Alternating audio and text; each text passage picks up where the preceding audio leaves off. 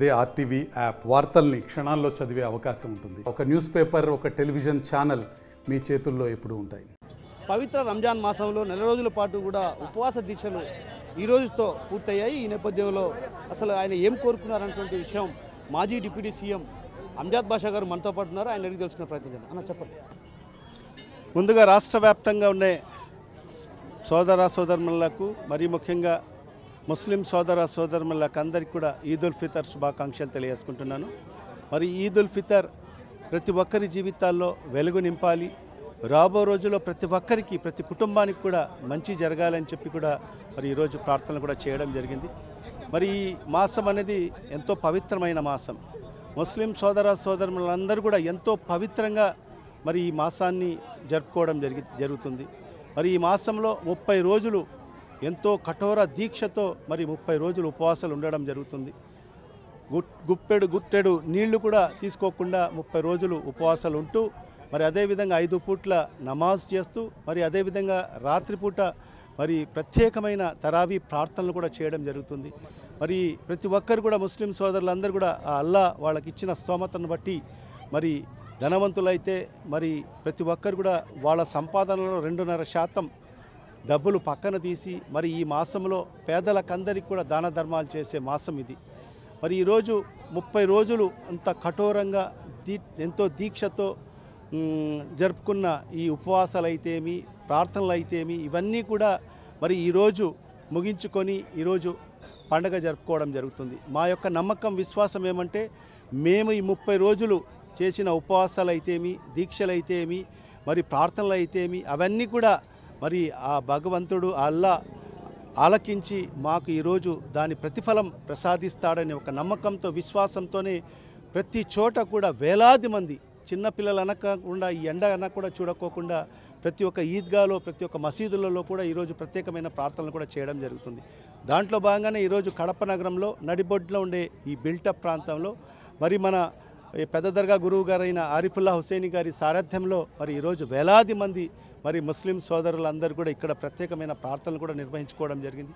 మరి ఈ ప్రార్థనలో కూడా ఈ దేశం సుభిక్షంగా ఉండాలి, ఈ దేశంలో ఉండే ప్రతి ఒక్కరూ అంటే హిందూ, ముస్లిం, క్రైస్తవులు అందరూ కూడా ఒక సోదరభావంతో ముందుకు వెళ్ళాలి. మరి అదేవిధంగా ఈ రాష్ట్రం సుభిక్షంగా ఉండాలి, మరి ఈ రాష్ట్రంలో ఉండే అందరూ కూడా ఒక సోదరభావంతో ముందుకు వెళ్ళాలి. ఈ రాష్ట్రంలో మంచి వర్షాలు కురవాలి, మరి అదేవిధంగా రైతులకు అందరికీ కూడా మంచి పంటలు పండాలి, పండిన పంటలకు మంచి గిట్టుబాటు ధరలు వాళ్లకు లభించాలి. మరి అదేవిధంగా ఈ రాష్ట్రంలో ఉండే అనేక మంది నిరుద్యోగ యువకులకు అందరికీ కూడా మంచి ఉద్యోగ మరియు ఉపాధి అవకాశాలు మెండుగా వాళ్ళకు లభించాలని చెప్పి కూడా ఈరోజు ఈ ప్రత్యేకమైన ప్రార్థనలు కూడా ఆలకించడం జరిగింది. ఖచ్చితంగా అల్లా మా యొక్క నమ్మకం, విశ్వాసం, మేము ఆలకించిన ఏదైతే ఈ ప్రార్థనలు అల్లా ఆలకిస్తాడని, ఖచ్చితంగా రాబో రోజుల్లో ప్రతి ఒక్కరికి మంచి జరుగుతుందని చెప్పి మేము ఆశిస్తూ మరొక్కసారి ఈ రాష్ట్రంలో ఉండే ముస్లిం సోదర సోదరులకు అందరికీ కూడా మరొక్కసారి ఈద్ ఉల్ ఫితర్ శుభాకాంక్షలు తెలియజేసుకుంటున్నాను. ప్రధానంగా ఈరోజు మీరు ప్రార్థనలు చేశారు కదా, ఈ ప్రార్థనల నేపథ్యంలో ఏం ప్రార్థనలు చేశారు? అంటే వైసీపీ మళ్ళీ అధికారంలోకి రావాలని అట్లా ఏమన్నా ప్రార్థన చేశారు? ఫస్ట్ ఆఫ్ ఆల్ ఈరోజు ఎందుకంటే మొన్ననే మా రాష్ట్ర వ్యాప్తంగా వైఎస్ఆర్ కాంగ్రెస్ పార్టీ ఆధ్వర్యంలో ఇఫ్తార్ విందు కూడా ఏర్పాటు చేయడం జరిగింది. మరి ఆ ఇఫ్తార్ విందులో కొత్త మా మత గురువులందరూ కూడా వచ్చి ప్రార్థనలు చేయడం జరిగింది. మేము ప్రార్థించింది కూడా ఏంటంటే మరి ఏదైతే ఈ ప్రభుత్వానికి, ఈ రాష్ట్ర ముఖ్యమంత్రి గారికి మంచి బుద్ధి ప్రసాదించాలి.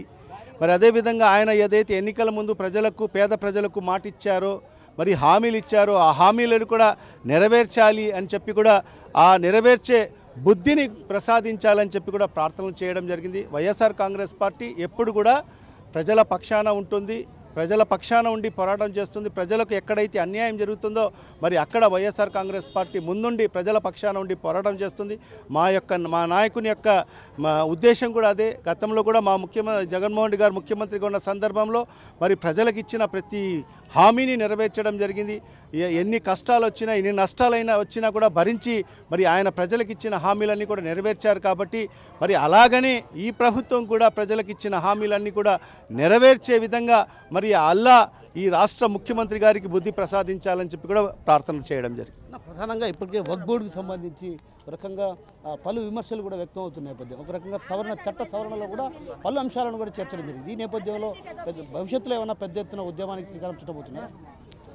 ఇది ఖచ్చితంగా, ఎందుకంటే వక్ఫ్ అమెండ్మెంట్ బిల్ అనేది నిజంగా ఇవాళ అన్కాన్స్టిట్యూషనల్. ఎందుకంటే భారత రాజ్యాంగానికి విరుద్ధంగా మరి ఈరోజు దానికి సంబంధించి అమెండ్మెంట్స్ చేయడం అనేది చాలా మటుకు దారుణం. ఈరోజు ఈ రాష్ట్రంలో భారతీయ జనతా పార్టీ ప్రభుత్వం వచ్చిన తర్వాత మనం చూస్తున్నాం మరి ఏ రకంగా ముస్లిం మైనార్టీలకు అనగదొక్కే ప్రయత్నం చేయడము, మరి ఈరోజు వాళ్ళ మీద దాడులు జరగడము, మరి దేశవ్యాప్తంగా కూడా చూస్తే ముస్లింలు మరి ఈ దేశంలో వాళ్ళ ఒక భాగం కాదని చెప్పి కూడా వాళ్ళు మరి నిరూపించడానికి ప్రయత్నాలు చేయడం జరుగుతుంది. కానీ ఇవాళ ఒకటే స్పష్టంగా చెప్తున్నాం, ఈ దేశానికి స్వాతంత్రం వచ్చేదాని కోసం ముస్లింలు ఎంతో తమ ప్రాణ త్యాగాలు కూడా చేయడం జరిగింది. మరి ఈరోజు ఈ ముస్లింలు ఈ దేశంలో అంతర్భాగం మనకు ఆప్షన్ ఉన్నా కూడా ఎవరు కూడా కొంతమంది వెళ్ళారు, కానీ చాలా మటుకు మేము భారతదేశంలో ఉంటాము అని చెప్పి మేము ఎవరో బలవంతం మీద ఉండింది కాదు, మేము స్వతహాగా ఈ దేశం మాది అని చెప్పి భావించి ఈ దేశంలోనే మేము ఉంటామని చెప్పి ఆ నిర్ణయం తీసుకొని ఆ రోజు ఈ దేశంలో ఉండిన ముస్లిం సోదరులకు ఈరోజు పూర్తి స్థాయిలో భారతీయ జనతా పార్టీ అన్యాయం చేసే ప్రయత్నం చేస్తుంది. ఈరోజు వక్ఫ్ చట్టం సవరణ చేస్తున్నారు. మరి దశాబ్దాలుగా వందలాది సంవత్సరాలుగా మరి ఏదైతే ఎంతోమంది గొప్ప నాయకులు గొప్ప రాజులు మరి అదేవిధంగా మా పూర్వీకులు మరి ఆనాడు మసీదులకు మరియు ఆషూర్ఖానాలకు దర్గాలకు మరి అదే శ్మశాన వాటికలకు మరి ఆ రోజు స్థల దానం చేయడం జరిగింది. అది ఒక్కసారి వక్ఫ్ అనేది ఒక్కసారి స్థల దానం చేస్తే అది ఎప్పటికీ వక్ఫ్గానే ఉంటుంది. దానికి ఎవరు కూడా కొనే హక్కు ఉండదు, అమ్మే హక్కు కూడా ఉండదు. మరి అలాంటి దానికి ఈరోజు ఈ కేంద్ర ప్రభుత్వం కేవలం ఈ వక్ఫ్ భూములన్నీ కూడా కాజేయాలి. ఈరోజు సుమారుగా 9 లక్షల పైబడి దేశవ్యాప్తంగా ఈరోజు వక్ఫ్ భూములు ఉన్నాయి. ఖచ్చితంగా అవన్నీ కూడా మరి ప్రభుత్వం స్వాధీనం చేసుకోవాలనే ఒక కుట్రలో భాగంగానే మరి ఈరోజు ఏదైతే వక్ఫ్ అమెండ్మెంట్ బిల్ని తీసుకురావడం జరిగింది. ఖచ్చితంగా ఈరోజు వైఎస్ఆర్ కాంగ్రెస్ పార్టీ దీన్ని పూర్తిగా వ్యతిరేకిస్తుంది. మొదటి నుంచి కూడా మా నాయకుడు వైఎస్ జగన్మోహన్ రెడ్డి గారు ఖచ్చితంగా ఈ వక్ఫ్ అమెండ్మెంట్ బిల్లుకు వ్యతిరేకంగా మా పార్లమెంట్ సభ్యుల్ని కూడా మరి ఆదేశించడం జరిగింది. తద్వారా మరి ఏదైతే ఆ బిల్లు ప్రవేశపెట్టడంలో కూడా మా నాయకులు పార్లమెంట్ సభ్యులందరూ కూడా దానికి వ్యతిరేకించడం జరిగింది. ఎప్పుడు ఆ బిల్లు పార్లమెంట్లో కానీ రాజ్యసభలో కానీ ఎప్పుడు వచ్చినా కూడా మా సంఖ్యాబలంగా వైఎస్ఆర్ కాంగ్రెస్ పార్టీకి ఉన్న సంఖ్యాబలంతో ఖచ్చితంగా మేము దానికి వ్యతిరేకిస్తామని చెప్పి కూడా ఈ సందర్భంగా తెలియజేసుకుంటున్నాము.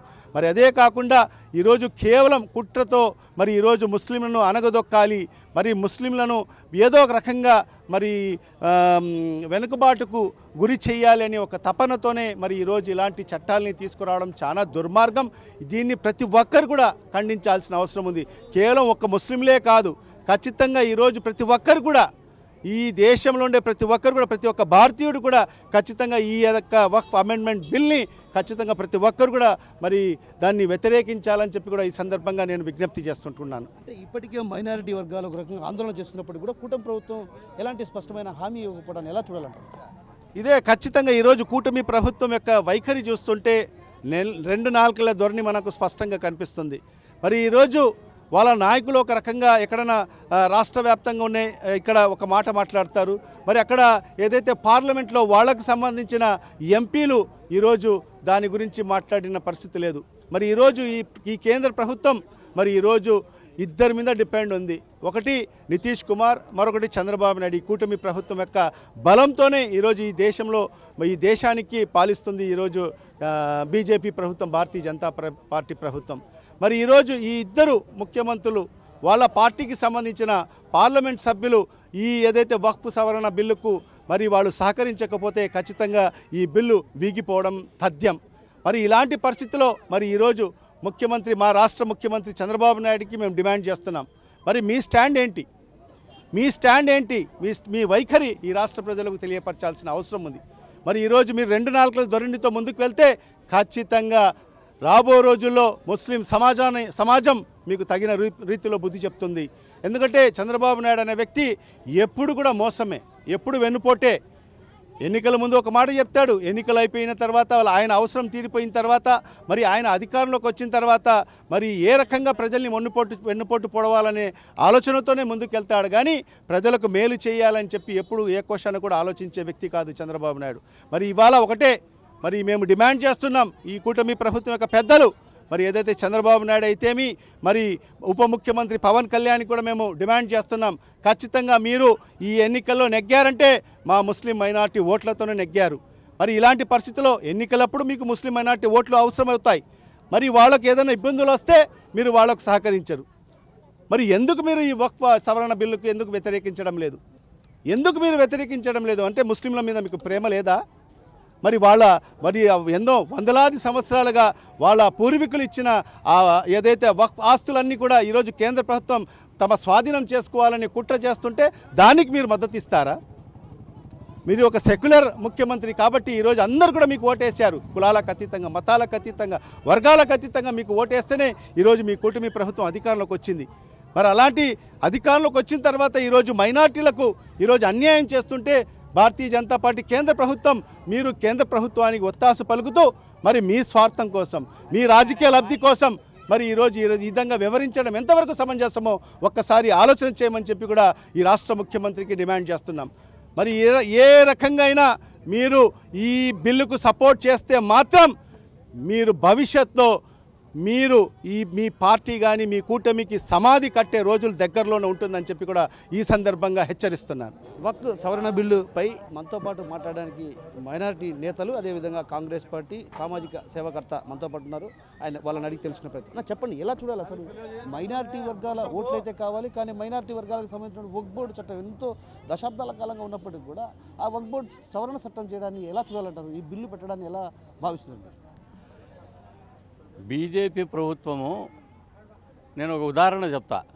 కాంగ్రెస్ పార్టీ అంటే కాంగ్రెస్ పార్టీకి సిస్టర్ కన్సర్న్స్ ఉంటాయి. అంటే యూత్ కాంగ్రెస్, బీసీ సెల్, అవి ఇవి అన్నీ చాలా ఉంటాయి. కానీ బీజేపీ అట్లా కాదు. ఆర్ఎస్ఎస్కు బీజేపీ లింకు. ముందు ఆర్ఎస్ఎస్ ఎట్లా చెప్తే అట్లా పోవాలి. ఆర్ఎస్ఎస్ ఎజెండాతో ప్రభుత్వం నడుస్తుంది. ఇప్పుడు బీజేపీ ఎన్నికల ముందు ఏ ఎన్నికలైనా కానీ, ఆ రాష్ట్ర ఎన్నికలు కానీ, జాతీయ ఎన్నికలు కానీ, ఏ ఎన్నికలు వచ్చినా కూడా వారు హిందూ, ముస్లిం, ఇండియా, పాకిస్తాన్ ఈ పేర్లు చెప్పకుండా వాళ్ళు ఎన్నికలకు పోలేరు. ఎన్నికల ముందు ఏదో ఒక గలాట చేయాలి, ఏదో ఒక ముస్లింలకు కష్టము నష్టము కలిగే మాటలు మాట్లాడాలి, ఇష్యూ చేయాలి. అటువంటి చేస్తేనే వాళ్ళ బతుకు తెరువు, వాళ్ళ పార్టీ బతుకుతుంది, లేకపోతే బతకదు. ఉదాహరణకు ఒక మాట చెప్తున్నా. ఎన్నికల ముందు వీళ్ళేం చేశారు? వక్ఫ్ చట్టం తీసుకొస్తున్నామని అన్నారు. తర్వాత ఏం చెప్పారు? లేదు, అది పక్కన పెట్టేశాము, జేపీసీకి పంపించామన్నారు. ఇప్పుడేం చెప్తున్నారంటే ఖచ్చితంగా రేపు 2వ తేదో 3వ తేదో ఇది పెట్టబోతున్నామని అంటున్నారు. మరి బలం లేదు. బలం లేకపోయినా పెట్టాలనుకుంటున్నారంటే ఇద్దరు సెక్యులర్ ముఖ్యమంత్రులు, ఒకరు చంద్రబాబు నాయుడు అయితే ఇంకొకరు నితీష్ కుమార్, వీరిద్దరి బలంతోనే కేంద్రంలో ప్రభుత్వం నడుస్తుంది. ఈ సెక్యులర్ ముఖ్యమంత్రులు మద్దతు ఉపసంహరించుకుంటే బిల్లు పాస్ అయ్యేది కాదు. నేను ముఖ్యమంత్రి చంద్రబాబు నాయుడు గారికి నేను ఒక విన్నపం, అయ్యా మీరు సెక్యులర్గా నేను ముస్లింలకు హిందువులు ఇద్దరు 2 కళ్ళతో సమానం, ఒక కన్నుకు దెబ్బ తగిలితే 2వ కళ్ళకు బాధ కలుగుతుంది, అందుకోసం సమానంగా చూస్తానని చెప్పిన చంద్రబాబు నాయుడు గారు ఏం మాట్లాడుతున్నారు ఈరోజు అనేది మీరు చూడండి. ఆయన ఏం చెప్తున్నారంటే ఆ బిల్లు వచ్చినప్పుడు చూద్దామంటున్నారు. వచ్చేసినాక చూసేదేముంది చంద్రబాబు నాయుడు గారు? మీరు ఇప్పుడు ఆ బిల్లుకు వ్యతిరేకించి చరిత్రలో నిలిచిపోతారో, చరిత్రహీనులుగా మారతారో మీరే నిర్ణయించుకోండి. ఎందుకనంటే ఈ బీజేపీ వారు చేసేది కొత్త రకాల ఆలోచనలు తీసుకొస్తున్నారు. నేను ఒక విషయం అడుగుతున్నా, ఇది నా ఇల్లు, నా ఇంటి పైన నేను నమాజ్ చదువుకుంటే బీజేపీ వారికి కష్టమేమి నష్టమేమి? పైన చెత్త మీద అంటే పైన స్లాబ్ మీద మేము నమాజులు చదువుకోకూడదా? మా ఇంట్లో మనం చదువుకోకూడదా? కానీ ఇటువంటివన్నీ లేనిపోని చిన్న ఇష్యూస్ తీసుకురావడం. రెండవది, రోడ్ల మీద నమాజ్ అంటే ప్రతిరోజు చేయరు, ఏదో శుక్రవారమో పండగల పూటో నమాజ్ రోడ్ల మీద చేస్తారు. అది ఎంతసేపు? 10 నిమిషాలు 15 నిమిషాలు. కానీ ఈ బీజేపీకి సంబంధించిన ర్యాలీలు గంటల కొద్దీ వేల కిలోమీటర్ల వరకు జామ్ చేసేసినప్పుడు అది జామ్ అయినట్టు కాదా? ట్రాఫిక్ చేయనట్టు కాదా? మరి ఇటువంటివన్నీ చాలా ఉన్నాయి. ముస్లింలను కష్టపెట్టేటివి, నష్టపెట్టేటివి ఇటువంటివి చాలా ఉన్నాయి. కానీ ఈ బీజేపీకి సపోర్ట్ చేస్తుండే ఈ ప్రభుత్వాలు, ముఖ్యంగా మన ఆంధ్రప్రదేశ్ ముఖ్యమంత్రి చంద్రబాబు నాయుడు గారు, మీరు ఆలోచించండి, మీరు చరిత్రలో నిలిచిపోండి, చరిత్రహీనులు కావద్దని చెప్పి మేము తెలియజేస్తున్నాం. సో మనతో పాటు మరొకరు సామాజిక కర్త ఉన్నారు, ఆయన అడిగి తెలుసుకునే ప్రయత్నం. చెప్పండి అన్న, ఎలా చూడాలి అసలు ఈ చట్ట సవరణ? ముఖ్యంగా ఈరోజు రంజాన్ పండుగ, రంజాన్ 30 రోజులు ఒక పొద్దు ఉంటుండి ఆ అల్లా పైన నమ్మకంతో 30 రోజులు ఒక పొద్దుతో సహా ప్రార్థనలు చేస్తూ ఆ అల్లా మన దేశానికి మన రాష్ట్రానికి మంచి చేస్తాడని ఆశిస్తూ అలాగే ఈద్ ముబారక్ అందరికీ తెలియజేస్తున్నాను. ముఖ్యంగా ఒక్కబోడు అంటే మా పెద్దలు బీద ప్రజలకు దాని ఫలం అందాలని చెప్పేసి ఒక చేశారు. అలాంటి ఒక బోర్డు మీద ఎవరికి కూడా అధికారం లేదు. ఆ అధికారాన్ని కొల్లగొట్టాలని ఈ ముస్లింల సంపాదనను కొల్లగొట్టాలని చెప్పేసి బీజేపీ ప్రభుత్వము పన్నాగాలు పన్ని ఈ బిల్లు తేవడం జరిగింది. ముఖ్యంగా నేను చెప్పుకునేది ఏమంటే ఆంధ్ర రాష్ట్రంలో మన చంద్రబాబు నాయుడు గారు ఏకకంఠంతో అందరూ కలిసి మీకు ఓట్లేసి దిగుమాల సీట్లు ఇచ్చారు. ఎందుకంటే మీరు సెక్యులర్ వాదివి, మీరు సెక్యులర్కు ప్రార్థిస్తారు కనుక మీకు నమ్మకంతో ప్రతి ఒక్కరు కూడా ఓటేసి ఈరోజు గెలిపించారు. ఆ నమ్మకాన్ని కోల్పోకుండా ఆ ప్రజలలో భయప్రాంతులు కాకుండా మీరు చూస్తారని చెప్పేసి ఈరోజు కూడా నమ్మకం ఉంది. మీరు గిదా ఈ బిల్లుకు వ్యతిరేకించకుండా పోతే వచ్చే రోజుల్లో ఈ రాష్ట్రం అంతా అల్లకొల్లారంగా ఉంటుంది, ధర్నాలు నిరసన కార్యక్రమాలుగా ఉంటాయి. అలా జరగకుండానే మీరు చరిత్రహీనులు కాకుండానే ముందుగానే ఈ బిల్లుకు వ్యతిరేకించేసి ముస్లింలను ఆదుకుంటామని చెప్పేసి ముందు కూడా ఎలక్షన్లో చెప్పారు. ఈరోజు కూడా మీరు ఆదుకోవాల్సిన అవసరం ఉంది కనుక మీ మీద నమ్మకం ఉంది. ఒకవేళ ఇది గిదా మీరు వ్యతిరేకించకపోతే దీనికి ప్రతిఫలము మీకు వచ్చే రోజుల్లో తప్పకుండా తెలియచుకోవాల్సి వస్తుంది. ముస్లింలందరూ మిమ్మల్ని ఇంకా పైన ఎలాంటిది కూడా నమ్మకం పెట్టుకోరని చెప్పేసి వాగ్దానం చేస్తున్నాను. ఈ బీజేపీతో ఈరోజు పొత్తున్నారు. ఇంతకుముందు పొత్తు లేనప్పుడు కూడా మీరు గెలిచారు. సెక్యులర్వాదం అని చెప్పేసి ప్రతి ఒక్క జాతి వల్ల మీకు ఓట్లు వేసేసి మీకు గెలిపించారు కనుక ఈరోజు కూడా అది కోల్పోవద్దు. బీజేపీ ఈ పొద్దు మీ వెంట ఉంటుంది, రేపు మీ వెంట ఉండదు కూడా. అలాంటప్పట్లో మీకు ఈ మైనార్టీలే మీకు ఎక్కువగా అండా ఉండి మీకు గెలిపిస్తారని చెప్పేసి కూడా మీ ముఖం ద్వారా తెలుపుకుంటున్నాను. నా పేరు సయ్యద్ సలాహుద్దీన్. మనతో పాటు కాంగ్రెస్ పార్టీకి సంబంధించినటువంటి సీనియర్ నేత నజీర్ అహ్మద్ గారు ఉన్నారు. ఆయన అడిగి తెలుసుకున్నారు పరిపాలన ఎలా ఉందండి అసలు పరిపాలన. చంద్రబాబు నాయుడు ఆయన మాట్లాడినప్పుడు నేను అప్పులు చేయను, సంపాదన ఎలా చేయాలి, సంపాదించుకున్న తర్వాతనే నేను ప్రజలకు చేస్తానని చెప్పి మాట ఇవ్వడం జరిగింది. నేను అప్పులు చేయను అని, ముందు సంపాదన చేస్తాను అని. ఆ సంపాదన ఏమో కానీ మళ్ళీ మాట మార్చి సంపాదన పక్కన పెట్టి ఈ పెన్షన్లు ఈ పథకాలు ఎలా ఇవ్వాలి అనే దాని మీద అప్పు ఎలా తీసుకురావాలని చెప్పి ఆలోచిస్తున్నానని మాట మార్చారు. నాకు తెలిసి ఈ నెలలో వృద్ధాప్య పింఛన్లు కూడా ఇచ్చినారని నేను అనుకోవడం లేదు. ఎందుకంటే ఈరోజు పండగ. ఇంతకుముందు అయితే ఒక రోజు 2 రోజుల ముందే పెన్షన్లు ఇచ్చేయండి, ఆదివారం వచ్చింది పెన్షన్లు ఇచ్చేయండి, పండుగ వస్తుంది ఒక రోజు 2 రోజుల ముందు పెన్షన్లు ఇచ్చేయండి అని చెప్పడం జరిగింది. కానీ ఇప్పుడు ఈరోజు 31, రేపు 1వ తేదీ, రేపు ఇస్తారేమో కానీ పండగ ఈరోజు అయిపోయింది, నిన్న ఉగాది అయిపోయింది. ఏం ఉగాదికి ముందు పెన్షన్లు ఇవ్వచ్చు కదా, ఎందుకు ఇవ్వలేదు? దీన్ని పరిపాలన అంటారా? పేదల కోసము ఆలోచించని ముఖ్యమంత్రి అంటారా? మరి ఇది చిన్న ఉదాహరణ చెప్పినాను.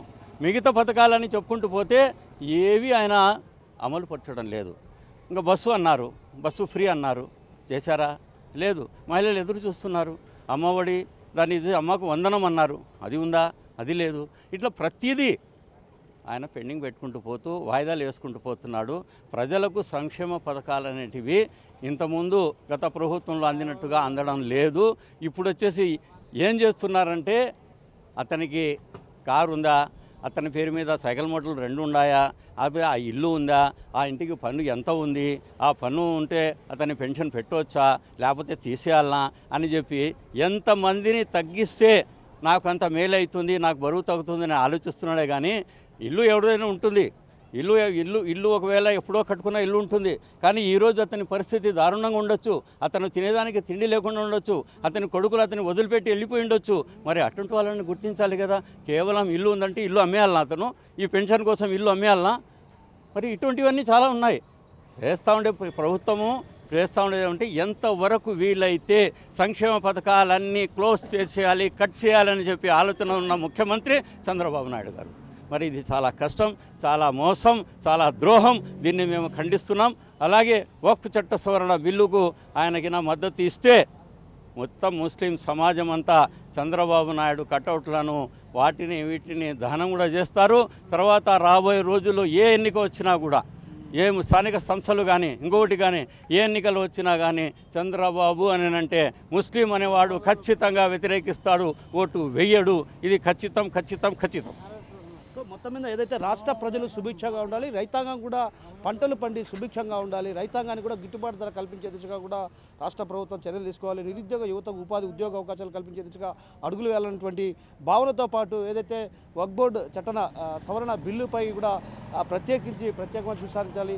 ఎందుకంటే సెక్యులర్ భావాలన్నటువంటి చంద్రబాబు నాయుడు ఈ బిల్లును వ్యతిరేకించాలి, లేకపోతే చరిత్రహీనులుగా నిలిచే అవకాశాలు లేకపోలేదన్నటువంటి భావన మనతో పాటు ఉన్నటువంటి మాజీ డిప్యూటీ సీఎం అంజాద్ బాషాతో పాటు అటు కాంగ్రెస్ పార్టీ నేత నజీర్ బాషా, అదేవిధంగా తర్వాత సామాజిక సేవకర్త మరికొందరు చెప్పడం జరిగింది. కెమెరా పర్సన్ హరితో కిషోర్, RTV, కడప నుంచి. మరిన్ని వీడియోస్ కోసం ఛానల్ ని సబ్స్క్రైబ్ చేయండి, లేటెస్ట్ అప్డేట్స్ కోసం వాట్సాప్ ఛానల్ ని ఫాలో చేయండి అండ్ లింక్ డిస్క్రిప్షన్ లో ఉంది.